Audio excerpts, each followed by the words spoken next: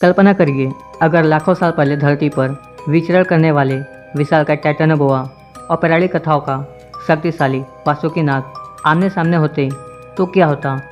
एक और है विज्ञान द्वारा प्रमाणित पृथ्वी का सबसे बड़ा सांप और दूसरी ओर धार्मिक ग्रंथों में अमर नागराज वासुकी।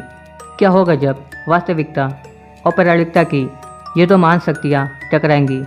इस वीडियो में हम इन्हीं दो दिग्गजों के बीच एक रोमांचक तुलना करेंगे जो कि आपको सोचने पर मजबूर कर देगी। कौन होगा विजेता जब इतिहास और धर्म की ये दो विशालकाय ताकतें आमने सामने होगी। टाइटैनोबोआ और वासुकी सांप दोनों ही सांपों की श्रेणी में आते हैं। इनका अस्तित्व और मिथक एक दूसरे से बिल्कुल अलग है। जहाँ टाइटैनोबोआ एक विशालकाय सांप था जो लाखों साल पहले पृथ्वी पर पाया जाता था, और वहीं वासुकी एक पौराणिक नाग है जिसका उल्लेख हिंदू धर्म ग्रंथों में मिलता है। टाइटैनोबोआ करीब 60 मिलियन साल पहले पाया जाता था और इसका निवास स्थान दक्षिण अमेरिका के वर्षावन थे। यह सांप लगभग 40 से 50 फीट लंबा और करीब 1200 किलो वजनी था। इसे अब तक पाया गया सबसे बड़ा सांप माना जाता है। टाइटैनोबोआ अपने भारी शरीर से अपने शिकार को जकड़कर मारता था और इसका शिकार बड़े मगरमच्छों और अन्य जलीय जीव होते थे। इसकी हड्डियाँ 2009 में कोलंबिया के खदान में खोजी गई थी, जिसे वैज्ञानिकों ने इसके विशाल आकार का अंदाजा लगाया। जबकि वासुकी नाग हिंदू पौराणिक कथाओं का एक प्रमुख नाग है जो शेषनाग का छोटा भाई माना जाता है। हिंदू धर्म ग्रंथों में सबसे प्रसिद्ध घटना सागर मंथन है, जिसमें वासुकी को रस्सी की तरह उपयोग किया गया था। देवताओं और असुरों ने इसके सहारे समुद्र का मंथन किया था। वासुकी का भगवान शिव से विशेष संबंध बताया जाता है। शिव जी ने उसे गले में नाग के रूप में धारण किया था। वासुकी सांप आध्यात्मिकता और धैर्य का प्रतीक माना जाता है।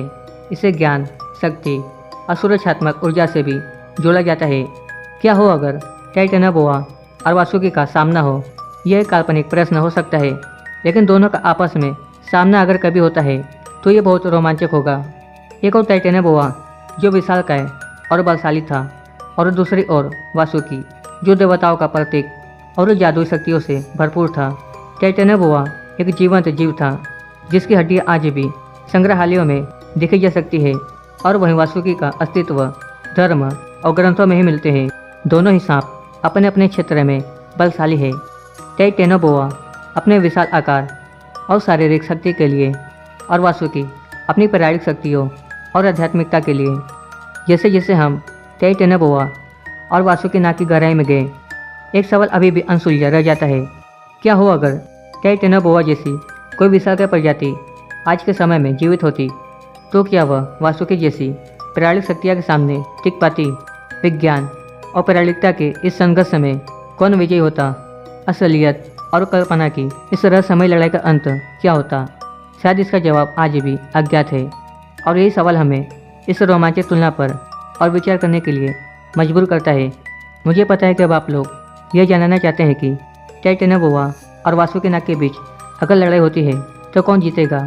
इसके बारे में हम पार्ट 2 में बात करेंगे। अब यहाँ तक आए गए हो तो वीडियो को लाइक और चैनल को सब्सक्राइब कर दो। तो मिलते हैं पार्ट 2 में।